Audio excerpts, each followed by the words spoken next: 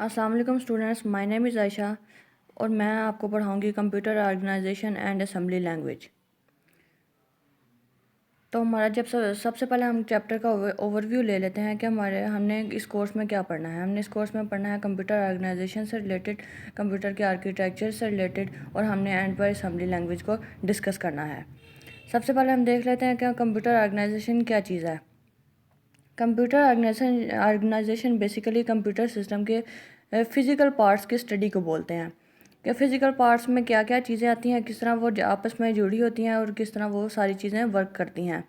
For example electric circuit designs को देखना है, उनके कंट्रोल सिग्नल्स को, मेमोरी टाइप्स वगैरह को देखना है और कंप्यूटर कैसे इनके साथ वर्क करता है। ये होगी हमारे पास कंप्यूटर ऑर्गेनाइजेशन। इसके बाद है कंप्यूटर आर्किटेक्चर। कंप्यूटर आर्किटेक्चर में हमारे पास आ जाता है कि उसके लॉजिकल एस्पेक्ट्स आ जाते हैं। मतलब एक प्रोग्रामर उसको कंप्यूटर को कैसे स्टडी करता है, उसकी क्या क्या चीज़ें देखता है, उसके इंस्ट्रक्शन सेट, उसके इंस्ट्रक्शन फॉर्मेट, उसके स्टैक्स, और मतलब सारी चीज़ें कैसे स्टोर होती हैं, किस तरह डाटा स्टोर होता है, किस तरह डाटा बसेस के थ्रू, कंप्यूटर बसेस के थ्रू डाटा मेमोरी से लेता है, मेमोरी से ट्रैवल होता है इनसाइड एंड आउट। इसके बाद आ जाता है कंप्यूटर के कंपोनेंट्स। बेसिकली हार्डवेयर और सॉफ्टवेयर के आपस में एक दूसरे बिल्कुल लिंक है। इनका एक दूसरे के बगैर ये बिल्कुल भी काम नहीं करते। अगर सॉफ्टवेयर हो हमारे पास और हार्डवेयर मिसिंग हो तो भी हमारा काम कंप्यूटर नहीं करेगा, और अगर हार्डवेयर हमारे पास मौजूद है और सॉफ्टवेयर नहीं है तो भी ये नहीं चलेगा। Anything that can be done with the software also can be done with the hardware, and anything that can be done with the hardware also done with the software. इसके बाद कंप्यूटर ऑर्गेनाइजेशन के हवाले से computer के basically three pieces में और कह सकते हैं कि हमारे पास थ्री मेन पीसेज में जिसमें हम कंप्यूटर को डिवाइड कर सकते हैं। सबसे मेन पीस होता है कंप्यूटर ऑर्गेनाइजेशन के हवाले से उसका प्रोसेसर, कंप्यूटर का प्रोसेसर, कंप्यूटर की मेमोरी, और वो सारा मैकेनिज्म जिसके ज़रिए कंप्यूटर डाटा को ट्रांसफ़र करते हैं। प्रोसेसर का काम है डाटा को इंटरप्रेट करना और एग्जीक्यूशन को परफॉर्म करना। इसके अलावा मेमोरी का काम है डाटा को स्टोर करना, और मैकेनिज़्म वो सारा तरीक़ेकार जिसके थ्रू डाटा को ट्रांसफ़र करते हैं और जिसके थ्रू डाटा को बसेस के ज़रिए ट्रैवल कराते हैं from memory to processor and processor to memory.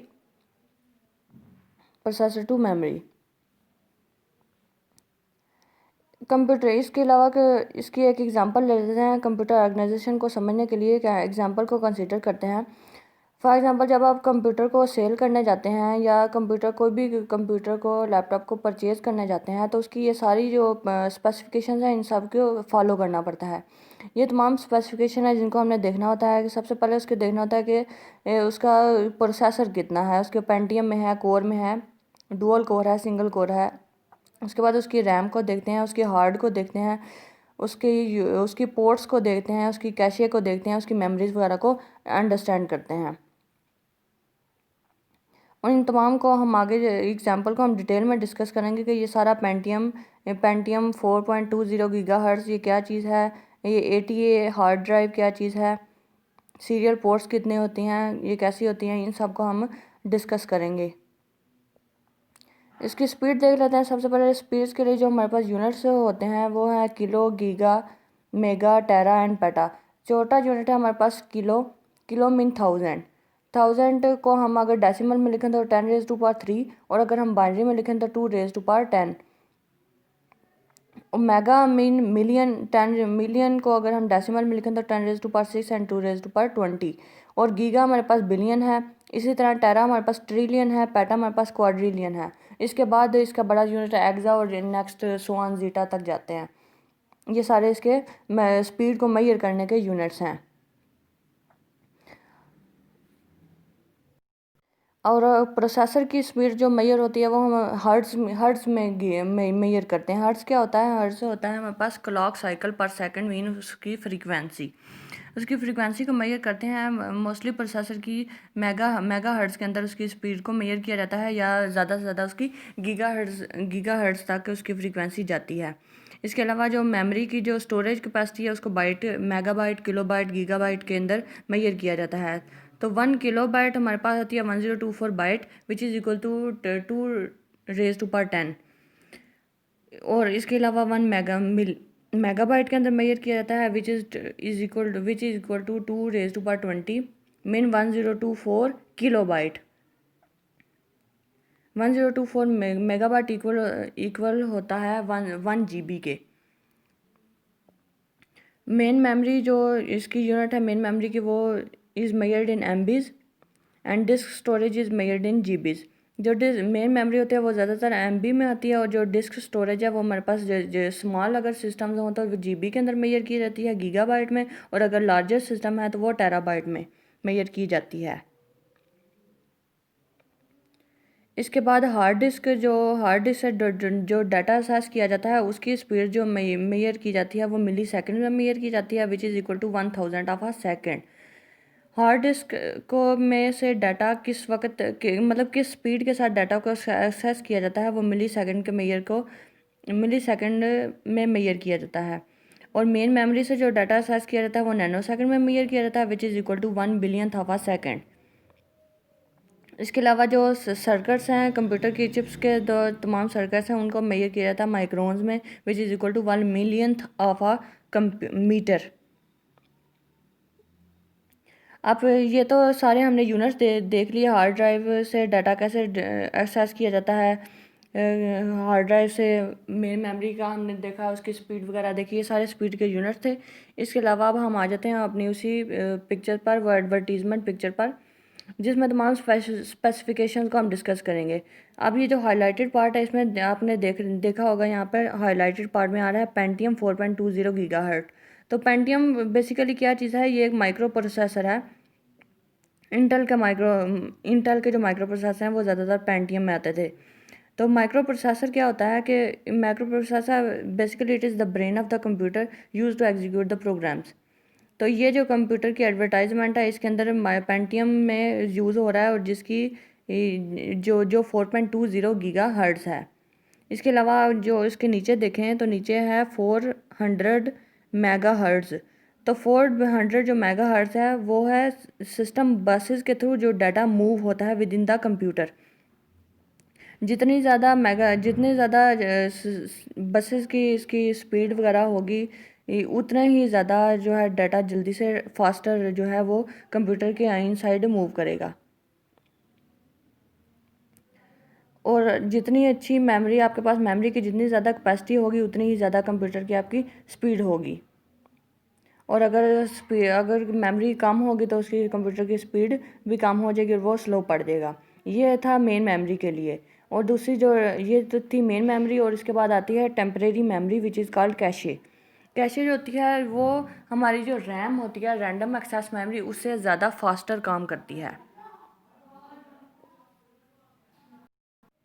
Next specification है 256 MB DDR-SD RAM. SD RAM होती है हमारे पास synchronous dynamic random access memory, जो 256 MB में होती है, जो काफ़ी फास्ट होती है, जिस is called your SD RAM. इसके अलावा जो आपके पास है 32 KB L1 cache. Cache basically cache के दो लेवल होते हैं, एक L1 लेवल और एक L2 लेवल। कैशे मेमोरी जो होती है वो स्मॉलर होती है लेकिन रैम के मुकाबले में फास्टर होती है। और L1 उसका लेवल जो होता है वो फास्टर देन होता है L2। और इसकी स्पीड को इसकी जो मेमोरी को मेजर किया जाता है वो किलोबाइट में मेजर किया जाता है। नेक्स्ट स्पेसिफिकेशन है 80 GB serial ATA hard drive. तो बेसिकली हार्ड डिस्क क्या होता है, डाटा को स्टोर वगैरह करने के लिए, large amount of data and programs को स्टोर करने के लिए। हार्ड डिस्क की जितनी ज़्यादा कैपेसिटी होगी उसको डाटा को स्टोर करने के लिए उतना ही हमारे पास फास्टर वो वर्क करेगी। फॉर एग्जांपल इस कंप्यूटर की जो स्टोरेज कैपेसिटी है वो है this can be store 80 GB and 7200 RPM is the rotational speed of the disk. 80 GB जो थी वो इसकी स्टोरेज कैपेसिटी थी। अब जो 7200 RPM है वो इसकी स्पीड है, स्पीड ऑफ द डिस्क। मतलब जितनी हार्ड डिस्क तेज़ी के साथ मूव करेगी उतना ही वो जल्दी डिलीवर करेगी रैम को अपना डाटा। बसेस के थ्रू डाटा उतनी ही जल्दी हार्ड डिस्क से रैम के अंदर ट्रांसफ़र हो जाएगा। रैम मतलब बसेस के थ्रू ट्रैवल उतनी ही जल्दी करेगा जितनी इसकी आरपीएम ज़्यादा होगी। इसके बाद इस एक वर्ड था ATA. ATA basically stand for होता है advanced technology attachment, which is इसका मतलब होता है कि हार्ड डिस्क का हार्ड डिस्क दूसरे कंपोनेंट्स के साथ कैसे कनेक्ट होती है,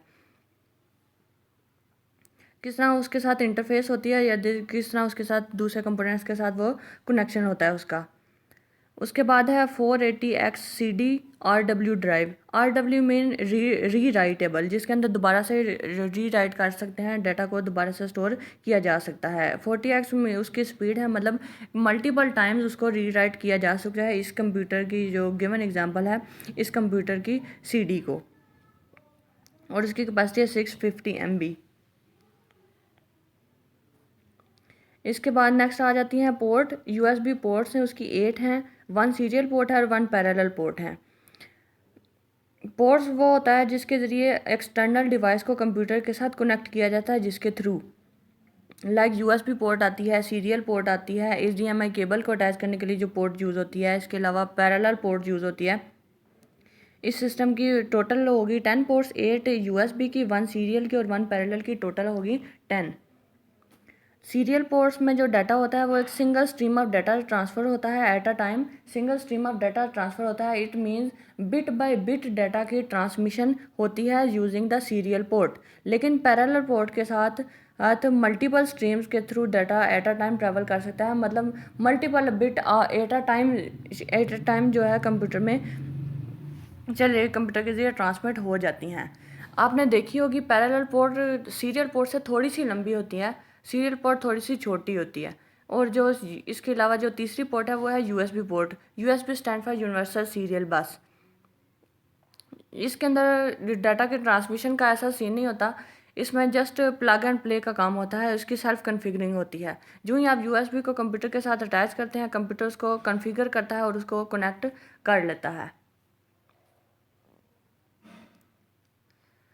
इसके बाद नेक्स्ट है 128 MB PCI express video card, modem card and sound card है। बेसिकली PCI होता है पेरिफेरल कंपोनेंट इंटरफेस। इस सिस्टम की जो है वो 3 डिवाइसेस हैं, जो 3 PCI डिवाइसेस हैं। एक है हमारे पास वीडियो कार्ड, एक साउंड कार्ड है और एक इसका फैक्स मॉडेम है। इसके अलावा सिस्टम की डिफरेंट बसेस होती हैं, वो होती हैं इनपुट आउटपुट बसेस, जिसको हम इंशाल्लाह अगले कुछ लेक्चर में डिटेल के साथ डिस्कस करेंगे। आज हमने लिया लेक्चर का ओवरव्यू। आपने कंप्यूटर का ऑर्गेनाइजेशन का सारा ओवरव्यू समझा, किस तरह डाटा, मतलब आपने एक कंप्यूटर की तमाम स्पेसिफिकेशन क्या होनी चाहिए, तमाम स्पेसिफिकेशन को आज हमने डिस्कस किया। उसके अलावा आप आई होप इस लेक्चर के बाद आपने अगर कंप्यूटर परचेज़ करना हो तो आपको इतनी इन्फॉर्मेशन होनी चाहिए कि हमें ये कंप्यूटर के स्पेसिफिकेशंस देखकर कंप्यूटर को परचेज़ करना है। तो आइंदा अभी कभी मार्केट में विज़िट करें तो इन सारी स्पेसिफिकेशंस को ज़रूर देखिएगा कंप्यूटर को परचेज़ या सेल करने से पहले। नेक्स्ट है आपको एक काम छोटा सा करना है कि आपको अपने जो आपकी पीसीज हैं उनकी सारी स्पेसिफिकेशंस देखनी है, और नेक्स्ट जूम की क्लास में आपने मुझे बताना है कि आपके कंप्यूटर की अपने जो आपके पास लैपटॉप्स हैं या कंप्यूटर हैं उसकी सारी स्पेसिफिकेशंस क्या हैं, उसका प्रोसेसर कितना है, उसका रैम कितनी है, कैशे कितनी है, उसकी पोर्ट्स वगैरह कितनी हैं। ये सारी चीज़ें हम जूम के लेक्चर में हम डिस्कस करेंगे। अल्लाह हाफिज़।